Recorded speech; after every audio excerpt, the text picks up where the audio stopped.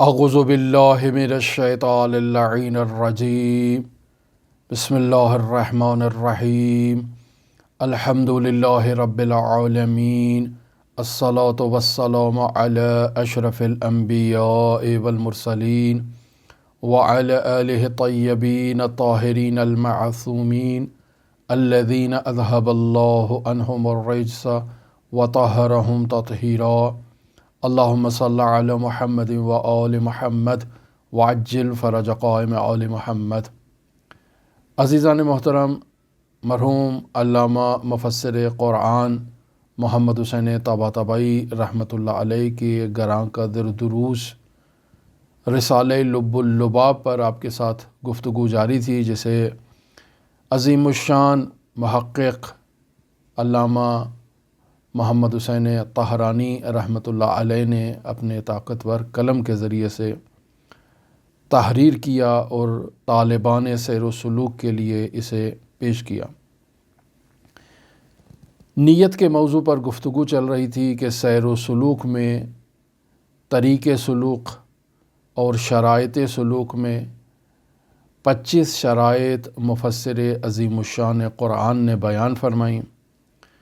اور ان 25 شرائط میں سے ہماری آپ کے ساتھ گفتگو نیت کے عنوان پر جاری ہے، اور مفسر قرآن کافی تفصیل سے اس موضوع کے اوپر گفتگو کر رہے ہیں، اور چونکہ موضوع نہایت ہی اہم ہے، یہ وہ مطالب ہیں جو بطور معمول ہم لوگ بیان نہیں کرتے اور پوشیدہ رہ جاتے ہیں، خود علماء سے بھی اور مؤمنین سے بھی، لہٰذا ان مطالب کو بیان کرنے میں تھوڑا دقت سے کام لیا جا رہا ہے۔ کوشش کی جا رہی ہے کہ ان مطالب کو آرام آرام سے آپ کی خدمت میں تبیین کیا جائے، بیان کیا جائے، پیش کیا جائے، تاکہ اسے ہضم کرنا ہمارے لیے آسان ہو جائے۔ یہ وہ باتیں ہیں کہ اگر انہیں درست انداز میں نہ سمجھا جائے تو انسان یہاں سے لغزش کھا جائے گا، اس کے قدم ڈگمگائیں گے اور وہ حیران و پریشان اس سیر و سلوک کی وادی میں بھٹکتا رہے گا۔ لہٰذا مفسر قرآن گو کہ مختصر الفاظ میں ان مطالب کو پیش کر چکے ہیں، لیکن ہم تھوڑا ان مطالب کو کھول کر آپ کی خدمت میں بیان کرنا چاہتے ہیں، اور بنیادی وجہ یہی ہے کہ یہ حساس مطالب ہیں اور ان مطالب کو پیش کرنے میں دقت سے کام لینا ضروری ہے۔ گزشتہ درس میں ہم نے آپ کی خدمت میں عبادت واقعی کسے کہتے ہیں اس کی طرف اشارہ کیا، یعنی گزشتہ درس میں عبادت کی ایک تعریف بیان کی گئی آپ کی خدمت میں کہ انسان خود میں ایک ایسی حالت کو ایجاد کر لیتا ہے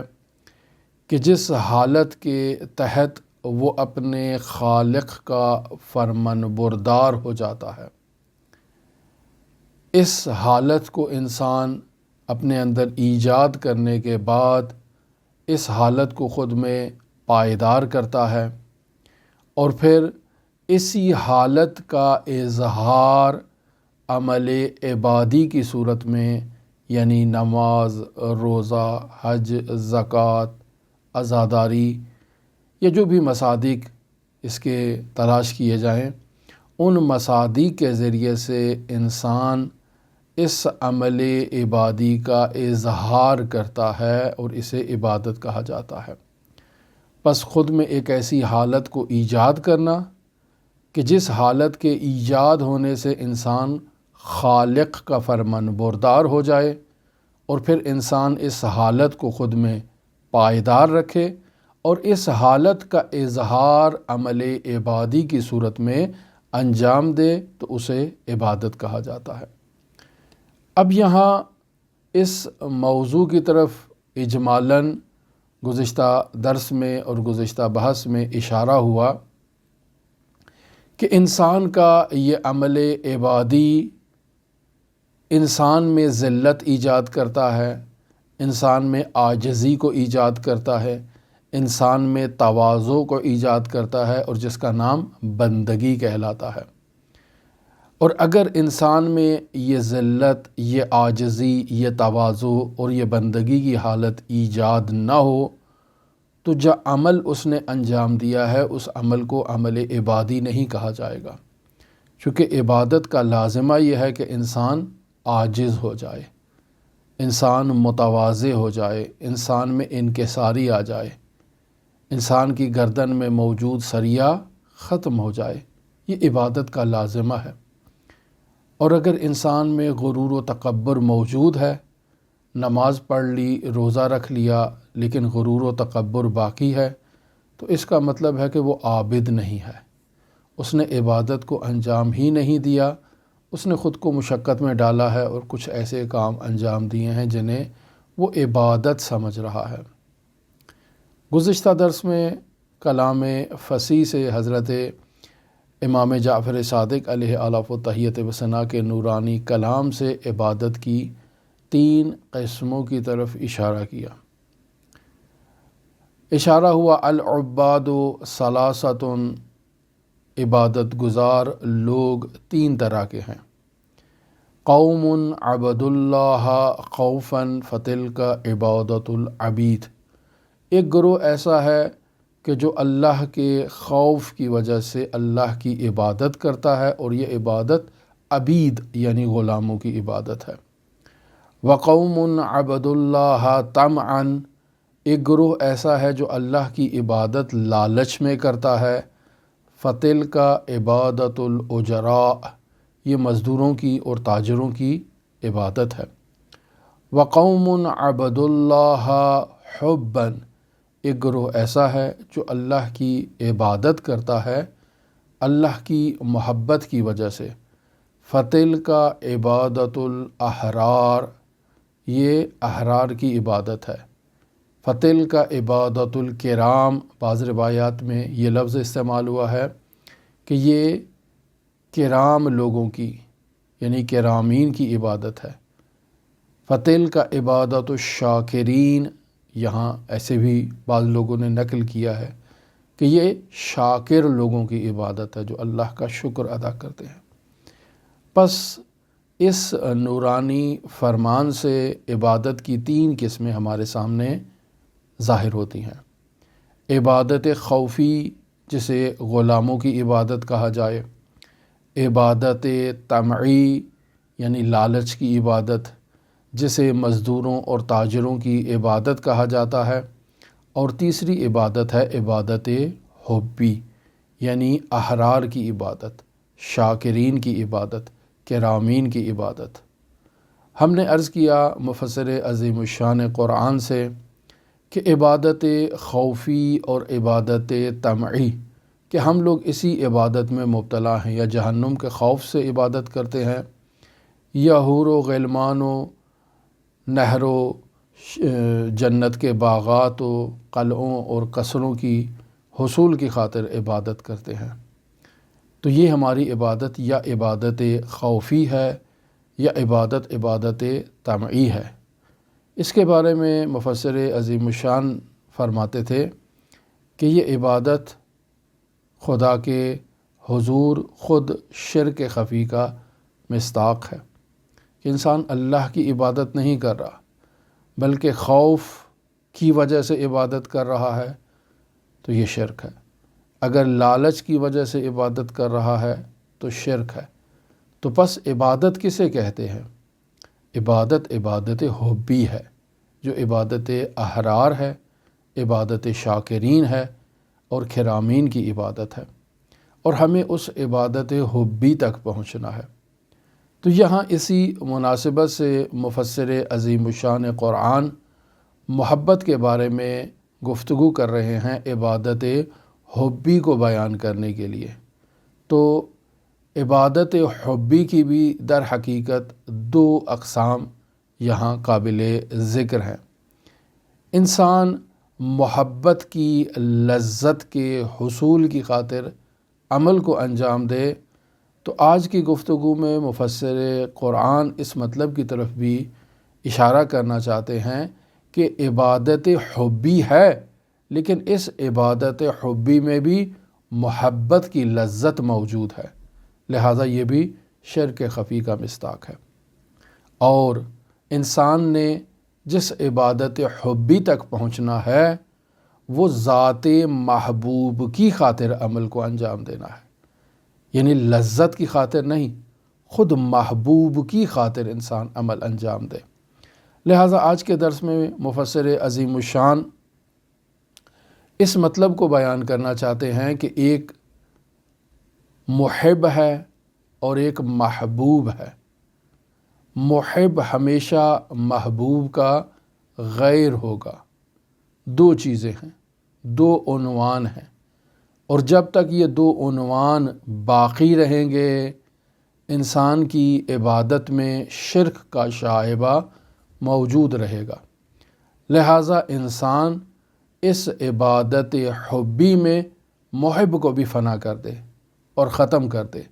اور صرف محبوب باقی رہے، تاکہ عبادت حبی کا مصداق وہاں صادق آئے اور انسان کا ہر عمل صرف ذات محبوب کی خاطر ہو۔ لہٰذا اس مطلب کو بیان کرنے کے لیے سب سے پہلے اس بات کا جاننا ضروری ہے کہ محبت کسے کہتے ہیں۔ محبت ایک قسم کے انجذاب کا نام ہے، ایک قسم کی کشش کا نام ہے۔ وہ کشش کہ جو محب کو محبوب کی طرف کھینچ رہی ہے، یعنی محبوب کی ایک ایسی کشش ہے جو محب کو اپنی طرف کھینچ رہی ہے، اور یہ دو عنوان صادق آئیں گے، ایک عنوان محب ہے، ایک عنوان محبوب ہے۔ محبوب محب کو اپنی طرف کھینچ رہا ہے، اور محب جو ہے وہ محبوب کی طرف کھنچا چلا جا رہا ہے۔ اگر یہ کشش اسی طرح سے برقرار رہے تو یہ محبت ہے، لیکن عبادت حبی میں ہم نے اس کشش کو بھی ختم کر دینا ہے تاکہ دو عنوان باقی نہ رہیں اور ایک ہی عنوان صادق ہو۔ لیکن عبادت حبی میں پہلی قسم کی طرف ایک دفعہ پھر اشارہ کرتے چلیں کہ وہ مؤمنین جن میں ریا نہیں ہے، یعنی جو دوسروں کو دکھانے کے لیے عمل انجام نہیں دے رہے، یعنی ریا اس وقت ہے کہ جب معاشرے میں افراد موجود ہیں اور میں ان افراد کے سامنے جا کر انہیں دکھانے کی خاطر کسی عمل کو انجام دے رہا ہوں، ریا۔ سمعے، میں ان کو دکھا نہیں رہا ہوں، میں ایک عمل انجام دے رہا ہوں اور اس کی رپورٹ ان تک پہنچ رہی ہے، خبر پہنچ رہی ہے، اور وہ اس خبر کو سن کے میری عظمت کا اعتراف کر رہے ہیں، یہ سماعت تک پہنچانے کے لیے۔ بس وہ مجھے دیکھ نہیں رہے، میرے عمل کو نہیں دیکھ رہے، وہ میرے عمل کے بارے میں سن رہے ہیں، سمعی۔ انسان ریا کی خاطر بھی عمل کو انجام نہیں دے رہا، سماعت اور عبادت سمعی بھی انجام نہیں دے رہا، حصول دنیا کی خاطر بھی عبادت کو انجام نہیں دے رہا، دنیاوی مقامات اور دنیاوی منصب کے حصول کی خاطر بھی عمل کو انجام نہیں دے رہا۔ اس کا عمل محبت کی وجہ سے ہے، اور اس محبت کی باعث اسے ایک لذت محسوس ہو رہی ہے، اور اس لذت کے استمرار کے لیے یہ انسان اس عمل عبادی کو انجام دے رہا ہے۔ تو وہ حق تعالیٰ کی محبت میں اس عمل کو انجام دے رہا ہے، حق تعالیٰ کی طرف حرکت بھی کر رہا ہے، بڑھ بھی رہا ہے، اور ایک طرف محب ہوگا اور ایک طرف محبوب ہوگا، اور یہ محب اس محبوب کا غیر کہلائے گا، جبکہ اسے اس ذات کی طرف کشش کی خاطر بڑھنا ہے، اور یہ بڑھنا اس کا فطری طور پر بڑھنا ہے۔ انسان فطرتاً اس ذات کی طرف کھنچا چلا جائے۔ محبت میں محبوب کی طرف بڑھنا یہ محبت کا لازمہ ہے، لیکن خود محبوب کی خاطر عمل انجام دیا جائے، لذت محبت کی خاطر عمل کو انجام نہ دیا جائے، اس مطلب کی طرف مفسر عظیم الشان اشارہ کرنا چاہ رہے ہیں اور بیان کرنا چاہ رہے ہیں کہ عبادت حبی در حقیقت وہ ہے کہ جس میں یہ دو عنوان بھی صادق نہ آئیں، یعنی عنوان محب عنوان محبوب میں فنا ہو جائے اور صرف ایک ہی عنوان باقی رہے اور وہ عنوان محبوب ہو۔ البتہ عنوان محبوب بھی اس وقت صادق آتا ہے جب کوئی محب ہو، محب نہ ہو تو محبوب کا عنوان صادق نہیں آتا ہے۔ پس حقیقت میں دونوں عنوان ہی یہاں سے ختم ہو جائیں گے اور صرف ایک عنوان باقی رہے گا اور وہ ذات باری تعالیٰ کا ہے۔ یہ مطلب صرف سمجھنے کے لیے اور تقریب ذہن کے لیے اس محبوب کا لفظ استعمال کیا جاتا ہے تاکہ معلوم ہو کہ یہاں دو چیزیں تھیں، ایک چیز دوسری چیز کے اندر فنا ہو چکی ہے اور جس چیز میں فنا ہوئی ہے اسے محبوب کہا جا رہا ہے، اور جو چیز فانی ہو رہی ہے اس چیز کو محب کہا جا رہا ہے۔ یہ تقریب ذہن کی خاطر ہے، اور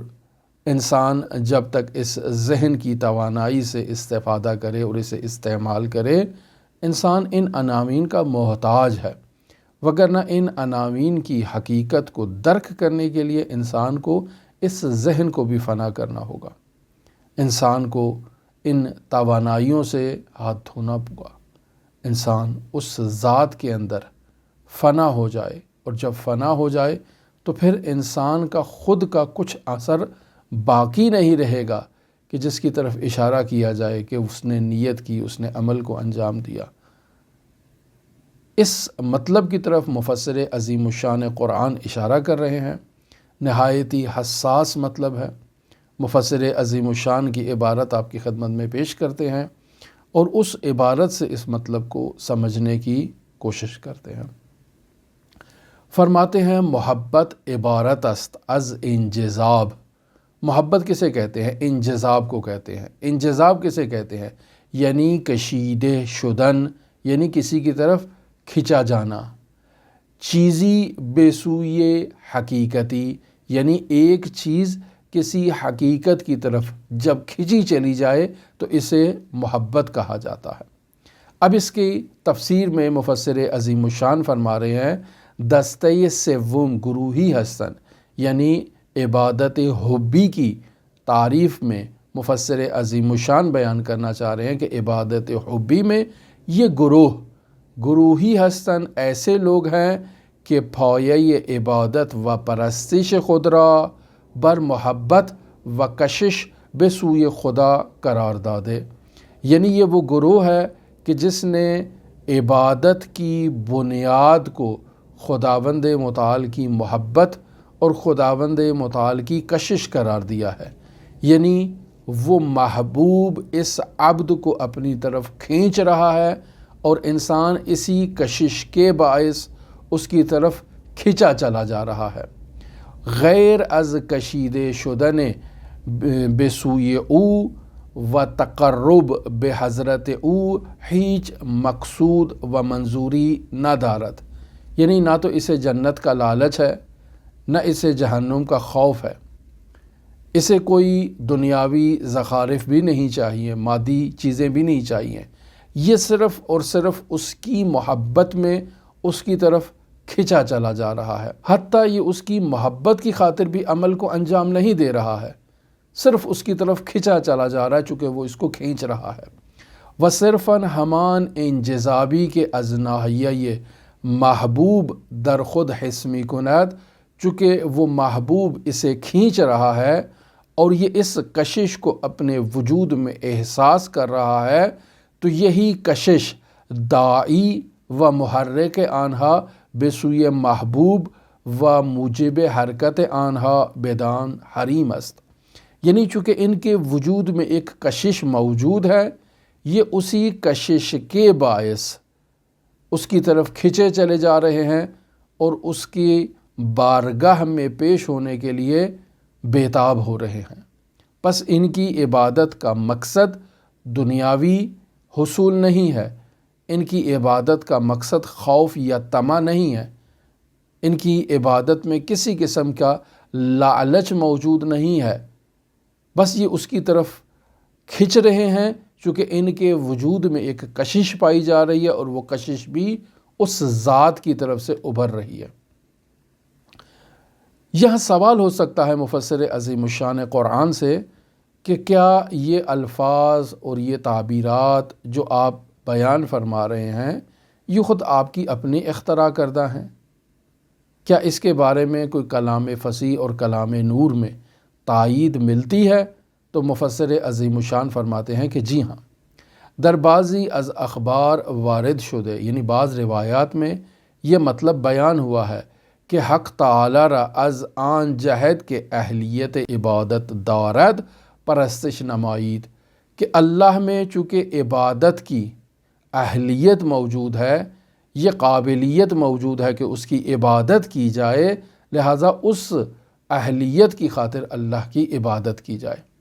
و معلوم است کہ این اہلیت بازگشتش بے صفات الہی نہ بودے، یعنی اس میں جو عبادت کی اہلیت پائی جا رہی ہے یہ اس لیے نہیں ہے کہ وہ رحیم ہے، وہ کریم ہے، وہ غفور ہے، وہ رزاق ہے، اس وجہ سے نہیں ہے، بلکہ اس کی ذات کی کشش کی وجہ سے انسان اس اہلیت کو درک کرتا ہے اور اس ذات کی طرف متوجہ ہوتا ہے، بلکہ راجب مقام ذات مقدس اوست جلہ جلالو و عظم شأنہ، کہ اس کی ذات میں یہ اہلیت ہے، یہ توان ہے کہ انسان اس کی ذات کی طرف کھینچا جائے۔ وبر مفادش آن خواہد بود کہ خداوند را چون خداوند است عبادت کند، یعنی اس کا لب مطلب یہ ہوگا کہ اللہ کی عبادت اس وجہ سے کی جائے کہ وہ اللہ ہے، وہ حق متعال ہے، اس وجہ سے اس کی عبادت کی جائے۔ اللہ کی عبادت اس کی صفات کی وجہ سے نہیں، خالقیت کی وجہ سے نہیں، اس وجہ سے اس کی عبادت کی جائے کہ وہ اللہ ہے، وہ ذات مبدع ہے کہ جس کی وجہ سے ہمیں اثر مل رہا ہے اور وجود مل رہا ہے اور ہمیں یہ شأنیت مل رہی ہے کہ ہم اس کی عبادت کریں، وگرنہ اگر وہ ہمیں یہ شأنیت نہ دے، یہ وجود نہ دے، تب بھی اس کی عبادت ہے، لہٰذا انسان اس کی عبادت کر رہا ہے اس وجہ سے کہ وہ اس کا معبود ہے۔ عبادت حبی ذات محبوب کی خاطر ہونی چاہیے، لہٰذا عبد کا کام ہی عبادت کرنا ہے، عبد عبادت کرے گا اور اس کی یہ عبادت عبادت شکری کہلائے گی، اس کی یہ عبادت کرامین کہلائے گی، عبادت حبی کہلائے گی اس کی یہ عبادت۔ انسان خود کے کمال کے لیے، خود کی منفعت کے لیے، خود کی عظمت کے لیے،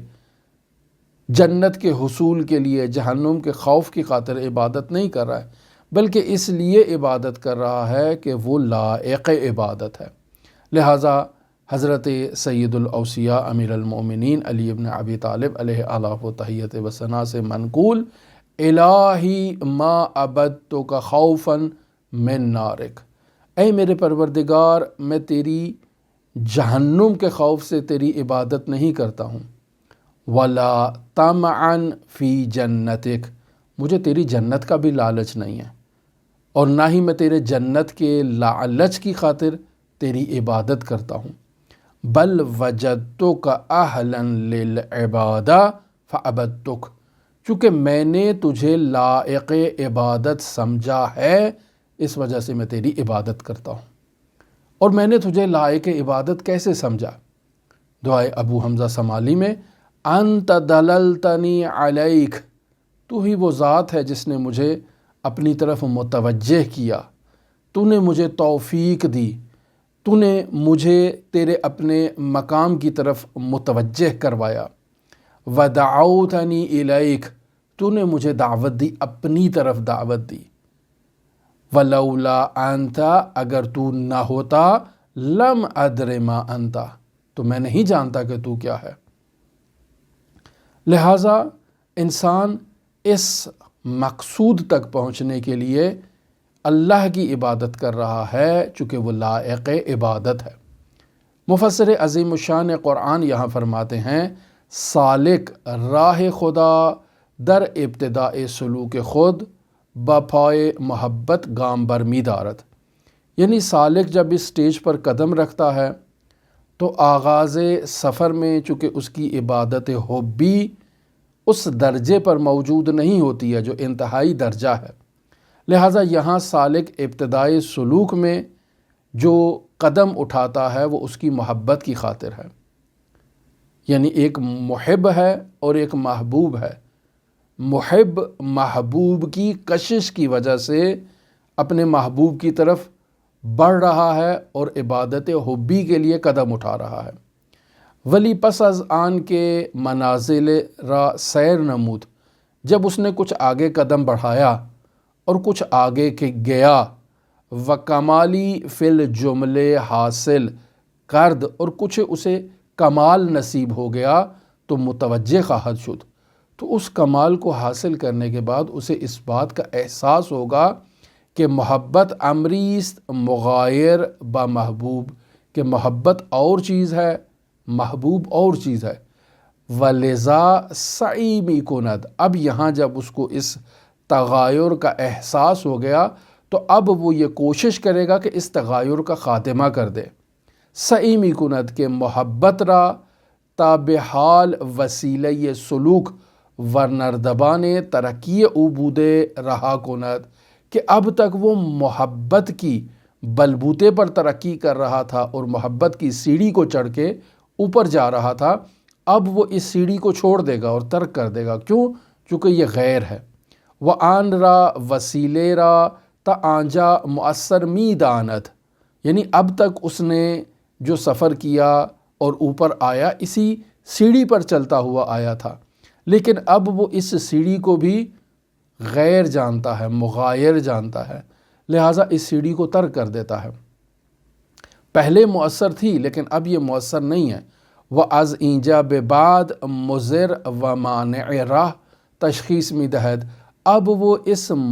محبت کی سیڑھی کو بھی اس محبوب تک پہنچنے کے لیے مانع جانتا ہے اور اس سیڑھی کو اس محبوب کا غیر سمجھتا ہے۔ بنابراین ازینجا، پس یہاں سے سالک نے کیا کرنا ہے؟ فقط و فقط محبوب را در نظر داشتے، اب محبت اس کا وسیلہ نہیں ہے بلکہ اب اس نے صرف محبوب کو مد نظر رکھنا ہے اور اس محبوب کی عبادت کرنا ہے۔ کس وجہ سے؟ محبوبیت کی عنوان سے، اور بس، کہ وہ محبوب ہے، بس اس وجہ سے اس نے اس کی عبادت کرنا ہے۔ کیا یہ محب ہے؟ نہیں، یہ محب نہیں ہے، یعنی میں محب نہیں ہوں لیکن اس کی عبادت کر رہا ہوں چونکہ وہ محبوب ہے، میں اس کا غیر، اس طرف اصلاً میری توجہ ہی نہیں ہے۔ ولی چون قدمی نیز فراتر می گزارد، لیکن اب جب انسان اس مرحلے سے بھی اوپر قدم رکھے، و منازلی را چند سیر می کند، اور کچھ اور منازل کو انسان طے کرتا ہے، در می یابد، تو انسان کو اس بات کا علم ہو جاتا ہے کہ این قسم عبادت نیز خالی از شائبہ شرک نیست، انسان کو معلوم ہو جائے گا کہ یہ جو عبادت کر رہا تھا اس میں بھی شرک کا گمان موجود تھا۔ زیرا در این عبادت خود را عاشق و محب و خدا را معشوق و محبوب دانستے، چونکہ اب تک جو اس نے عبادت کی تھی اس عبادت میں وہ خود عاشق تھا، وہ معشوق تھا، خود محب تھا اور وہ محبوب تھا۔ و خودیت بحب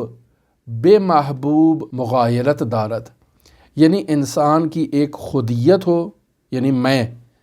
و حب، اور ایک میری محبت ہے، پس میں اور میری محبت دو چیزیں ہو گئیں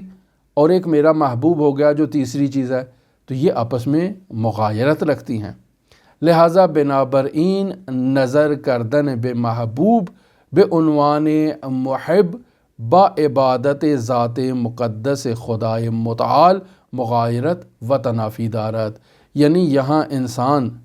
ایک عنوان محب رکھتا ہو اور اس عنوان محب کے ساتھ انسان خداوند متعال کی عبادت کرے تو یہ اس کے عنوان سے مغایرت رکھتا ہے کہ ایک غیر ہے، یعنی محب محبوب کا غیر ہے، لہٰذا جب تک محبوب کے سامنے محب کھڑا رہے گا تو یہ اس کے سامنے ایک اس کا شریک ہے، لہٰذا خود کو بھی یہاں فنا کر دے گا تاکہ اس کے سامنے اس کا کوئی شریک باقی نہ رہے۔ یہاں عنوان محب اور عنوان محبوب آپس میں مغایرت رکھتے ہیں، اس مطلب کی طرف مفسر عظیم الشان اشارہ کرنا چاہ رہے ہیں۔ فرماتے ہیں لذا ازینجا سعی می کند، یہاں سے انسان یہ کوشش کرتا ہے، سالک یہ کوشش کرتا ہے کہ حب و عشق محبوب را فراموش کند، یہاں سالک محبت کو اور محبوب کے عشق کو بھی بھول جاتا ہے، تاب کلی از تغایر و کثرت گزشتے، تاکہ اس کے وجود میں یہ جو تغایر کا ایک احساس ہو رہا ہے کہ وہ اس کا غیر ہے، اس تغایر کو یا کثرت کہ وہ ایک ہے اور میں دو ہوں، اس کثرت کو انسان ختم کرنے کے لیے قدم خود را در عالم وحدت بنہاد، یہاں سے انسان عالم وحدت میں قدم رکھتا ہے۔ و در این موقع نیت از سالک منتفی می گردد، اب تک میں عبادت کے لیے نیت کرتا تھا، کیوں؟ چونکہ میں اس کا غیر تھا، عمل کو انجام دینے کے لیے مجھے نیت کی ضرورت تھی، لیکن اب مجھے نیت کی ضرورت نہیں ہے، اب میں سراپا وجود اس کے حضور حالت نماز میں ہوں، حالت عبادت میں ہوں، حالت سجدے میں ہوں، میں اس کا غیر بن ہی نہیں رہا ہوں، لذا دیگر شخصیت و ہویتی درمیان نیست تا نیت از او صادر شود، یہاں کوئی دوسری شخصیت ہی نہیں ہے اس محبوب کے مقابلے میں، کوئی دوسری ہویت یا کوئی دوسری ذات ہی نہیں ہے اس محبوب کے مقابلے میں کہ جو اس کے سامنے کھڑے ہو کر نیت کرے اور اللہ اکبر کہے، کوئی ہے ہی نہیں، صرف وہی وہ ہے اور کچھ نہیں ہے۔ تا قبل از این مرحلے سالک طالب شہود و کشف و مکاشفے بود، اب تک سالک نے جتنا سفر طے کیا تھا، اس سفر میں یہ سالک کشف و شہود کا طلبگار تھا، مکاشفے کا طلبگار تھا، ولی در این مقام بکلی تمام آن اغراض را بخاک نسیان می سپارد، اب اس مرحلے میں آ کر انسان ان تمام جو خواہشات ہیں، تمام جو اس کی تمنائیں ہیں، ان کو مٹی میں ملا دیتا ہے۔ چون دیگر ارادے و نیتی نیست تا مراد و منوی را در نظر بگیرد، چونکہ اب ارادہ ہی نہیں ہے، کوئی نیت ہی نہیں ہے کہ جو ارادہ مراد کو لے کر آئے اور نیت کسی منوی کو، یعنی جس چیز کی نیت کی جا رہی ہے اس کو لے کر آئے، نہ ارادہ ہے اور نہ ہی نیت ہے۔ اب اس صورت میں در این حال چشم و دل سالک از دیدن و نہ دیدن، یعنی اب اس حالت میں انسان کی آنکھ اور انسان کا دل، آنکھ دیکھے یا نہ دیکھے، دل اس کا کہیں پہنچے یا نہ پہنچے، وہ کسی چیز کو جانے یا نہ جانے، کسی چیز کو قبول کرے یا کسی چیز کو قبول نہ کرے، پوشیدہ خواہد شد۔ اب ان تمام اغراض سے سالک کا آنکھ اور سالک کا دل بند ہو جائے گا، اس طرف سالک کی توجہ ہی نہیں ہے۔ لہٰذا یہاں مفسر عظیم الشان ایک شعر نقل کرتے ہیں حافظ شیرازی سے۔ حافظ شیرازی اس بات کی نشاندہی ان الفاظ میں کرتا ہے، بخرابات نشین ز کرامات ملاف، یعنی وہ افراد جن کا وجود محبت خدا کے باعث فنا ہو چکا ہے، وہ افراد جو محبت خدا کے باعث فنا میں پہنچ چکے ہیں، ایسے افراد کو خرابات نشینان سے حافظ شیرازی نے تعبیر کی ہے، اور فرماتے ہیں بخرابات نشینان ز کرامات ملاف، یعنی ایسے افراد سے کرامات کی گفتگو کر کے آپ لغویات اور بیہودہ گفتگو نہ کریں، کیونکہ یہاں کرامات کی بات کرنا بھی ایک قسم کی بیہودہ گفتگو کرنا ہے۔ ہر سخن جائی و ہر نقطے مقامی دارد، یعنی یہ وہ مقام ہے کہ جہاں کرامات کی بات کرنا یہ لغویات شمار ہوتا ہے۔ پس ہر بات کرنے کا ایک مقام اور ایک محل ہے۔ جب تک سالک محبت میں محب اور محبوب کو درک کیے ہوئے تھا اور اس سے مغایرت کی حالت میں تھا، تب تک آپ کرامات کی بات کر سکتے تھے، لیکن اب سالک نے اس وادی کو بھی ترک کر دیا ہے اور وادی فنا میں داخل ہو چکا ہے، لہٰذا اب اس مقام پر کرامات کس کے سامنے دکھائے؟ اللہ کے سامنے کرامت ہو؟ کیا اللہ کا کوئی غیر بھی ہے کہ جس کے سامنے کسی چیز کا اظہار کیا جائے؟ تو غیر تو نہیں ہے۔ اب یہاں اسی مرحلے پر آ کر پہنچ کے مرحوم مفسر قرآن ایک مطلب نقل کرنا چاہ رہے ہیں بایزید بسطامی سے۔ بایزید بسطامی کے بارے میں اگر آپ کی خدمت میں بیان کیا جائے تو یہ وہ شخصیت ہیں کہ جسے صوفیہ کرام کے شیخ الطائفہ جناب جنید بغدادی ان کے بارے میں لکھتے ہیں کہ ہماری نظر میں بایزید بسطامی ایسے ہیں جیسے ملائکہ کے درمیان جبرائیل ہوں، یعنی ان کا وہ بلند مقام ہے، لہٰذا انہیں سلطان العارفین کے عنوان سے یاد کیا جاتا ہے۔ یہ وہ شخصیت ہیں کہ جنہوں نے فنا فی اللہ کے بارے میں گفتگو کی، اور ان سے پہلے اس انداز میں فنا فی اللہ کی گفتگو موجود نہیں ہے۔ اس قدر عظیم مقام پر بایزید بسطامی کیسے پہنچے؟ نقل ہوتا ہے کہ امام جعفر صادق علیہ آلاف و تحیت و ثنا کے گھر کا پانی بھرنے کی نتیجے میں، ان کے معشقی بننے کے نتیجے میں بایزید بسطامی کو یہ مقام نصیب ہوا۔ خفیہ طور پر امام جعفر صادق علیہ آلاف و تحیت و ثنا سے اسرار الہی کو دریافت کرتے تھے معشقی بن کر۔ امام صادق آل محمد سے وظائف اور ریاضتیں لے کر اس مقام پر پہنچنے والی شخصیت کا نام بایزید بسطامی ہے۔ مرحوم علامہ ہلی رحمۃ اللہ علیہ، مرحوم شیخ بہائی رحمۃ اللہ علیہ نے ان کے بارے میں ان مطالب کو ذکر کیا ہے، اور بایزید بسطامی کا انتقال 261 ہجری قمری میں ہوا، یا کچھ اختلاف بھی اس بارے میں نقل ہوا ہے ان کی تاریخ وفات کے بارے میں۔ لیکن بایزید بسطامی کو ہم اس عنوان سے اپنے لیے رول ماڈل کے طور پر پیش نہیں کر سکتے، چونکہ فقہائے شیعہ ان کے بارے میں بہت ہی ضد و نقیض آراء رکھتے ہیں۔ بعض فقہا ان کی تکفیر کے قائل ہیں، بعض فقہا ان کی تکفیر کو جائز نہیں سمجھتے، بعض فقہا ان کی عملاً جا کر زیارت کرتے ہیں، بعض انہیں صوفی کہتے ہیں اور بعض انہیں صوفی کہنا درست قرار نہیں دیتے۔ ان کی طرف بہت سے مطالب ایسے بھی نقل کیے جاتے ہیں کہ اگر معاشرے میں نقل کیے جائیں تو معاشرہ یقیناً ان مطالب کو رد کرے گا۔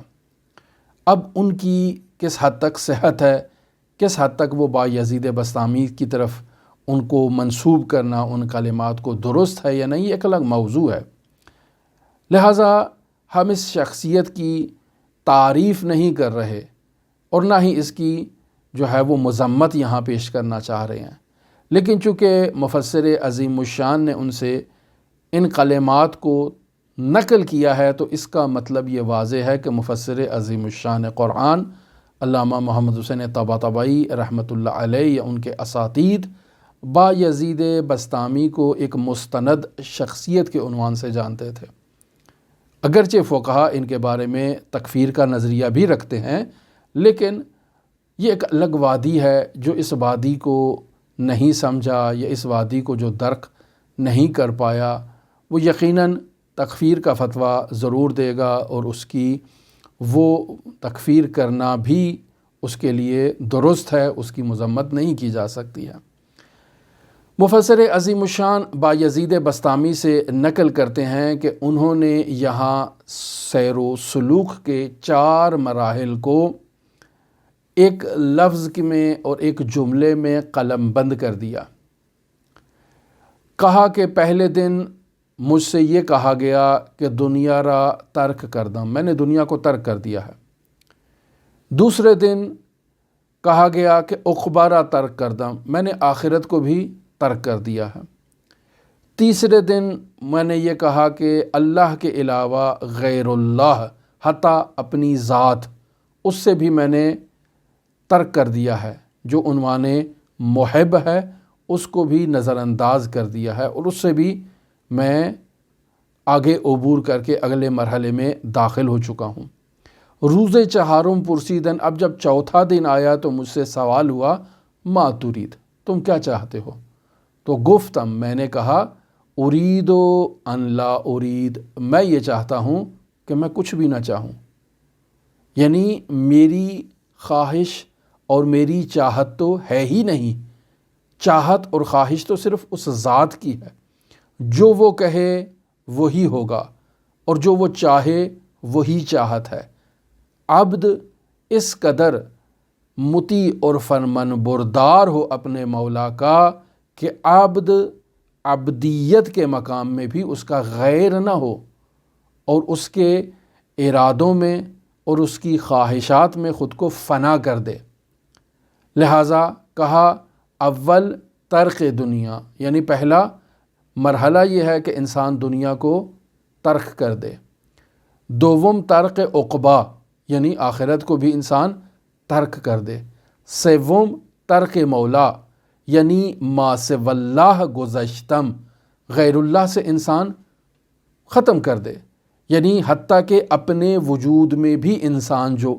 مولائیت رکھتا ہے اور سرپرستی رکھتا ہے اپنے وجود کی، اس مولائیت کو بھی انسان کیا کرے؟ ترک کرے۔ اور جب مرحلے چہارم میں انسان پہنچے تو ترک سب کچھ انسان ترک کر دے، اور کچھ بھی باقی نہ رہے سوائے اس ذات کے۔ فتدبر، اس مطلب پر تدبر کرنے کی ضرورت ہے۔ اور یہاں یہ وہ مطالب ہیں